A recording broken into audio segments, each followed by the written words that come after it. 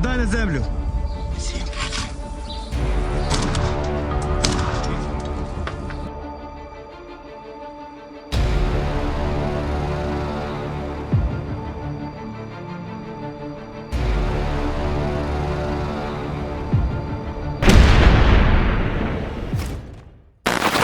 Today, there are important updates from the Pokrovsk direction.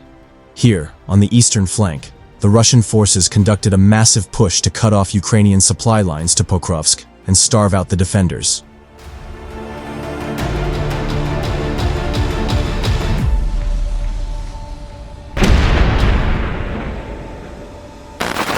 However, Russians quickly got stuck in fortifications that guard the back of the Ukrainian defense line, with intense close-quarters battles breaking out.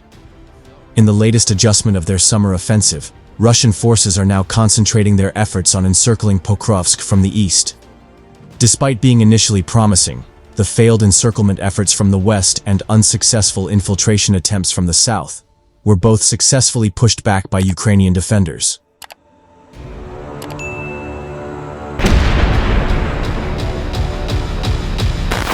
Ukrainians improved their tactical standing, stalling further enemy momentum, which changed Russia's strategy toward targeting logistics on the western flank. However, the same cannot be said for the eastern flank. After making headway there, Russian forces rapidly shifted their focus to this sector, capitalizing on their momentum to push deeper and reach the strategically vital settlement of Rodynske.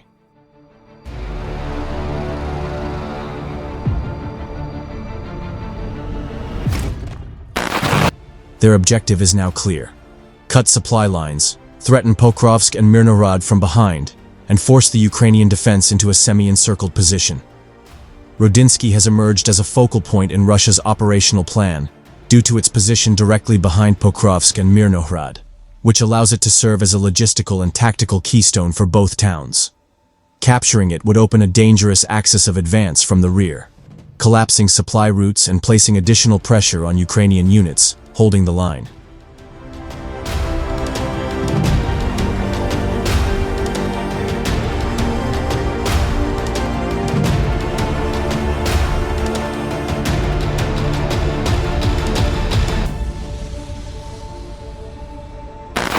Recognizing this, Russian commanders are pouring reinforcements into the area, prioritizing the capture of the dense urban environment of Rodinske, which would offer both protection for troop concentrations and ideal conditions for the launch of drone operations.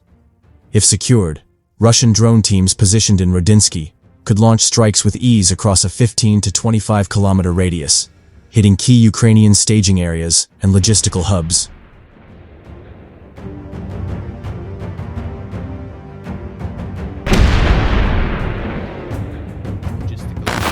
If we look at the topographic map, we can see that the immediate threat could easily extend west toward Hryshine, which sits in a lowland and would be vulnerable to attack. Additionally, this would allow the Russians to gain access to the same high ground that Pokrovsk is sitting on and would open up attack routes directly from behind.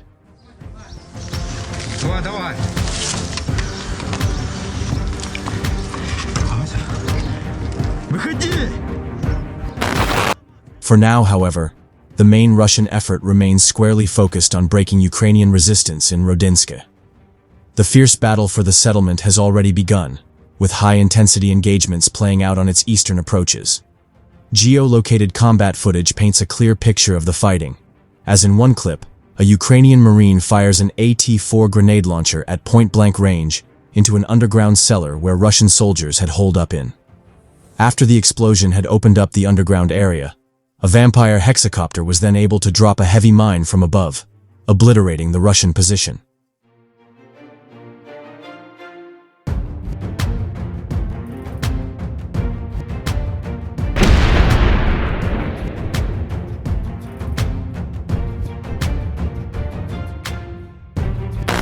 Elsewhere, the Starfall unit of the 14th Operational Brigade of Ukraine's National Guard is shown operating east of Rodynske, targeting Russian troops hiding near a mine with drone-dropped explosives to stop their advance.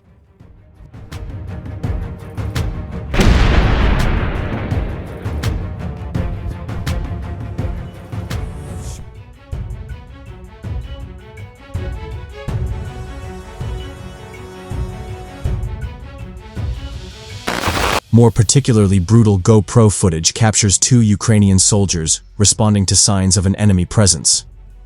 Calm and calculated, they discover two Russian assault troops hiding in a cellar. Speaking fluent Russian, the Ukrainians momentarily confuse the intruders before eliminating them with grenades tossed inside. The same team later clears a nearby house, eliminates the Russian soldiers inside, and seizes a captured assault rifle.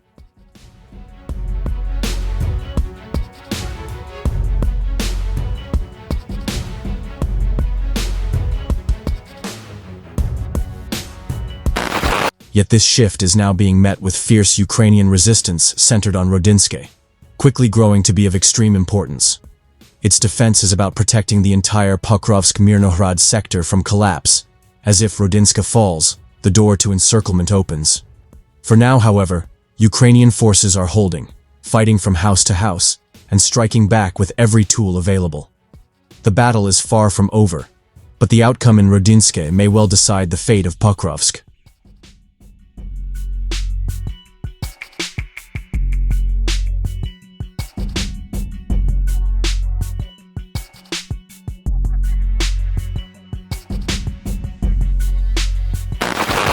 Ukrainian reinforcements are rushing to the Pokrovsk area in an urgent effort to defeat a Russian infiltration that threatens one of two main supply roads into the besieged city in Donetsk Oblast.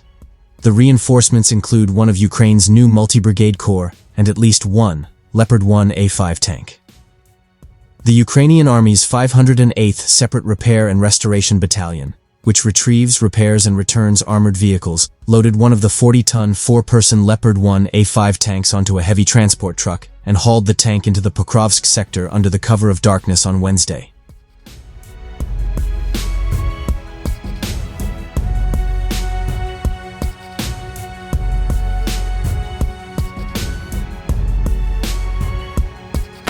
It's obvious where the German-made tank wound up, somewhere along the roughly 10-kilometer front, stretching from Rodynske in the south to Novoshakhov in the north. That front, just northeast of Pokrovsk, is the current locus of the fighting after Russian troops slipped past undermanned or entirely empty Ukrainian trenches last week and hooked left to threaten Dobropilya, which sits astride the T-0515 road threading into Pokrovsk.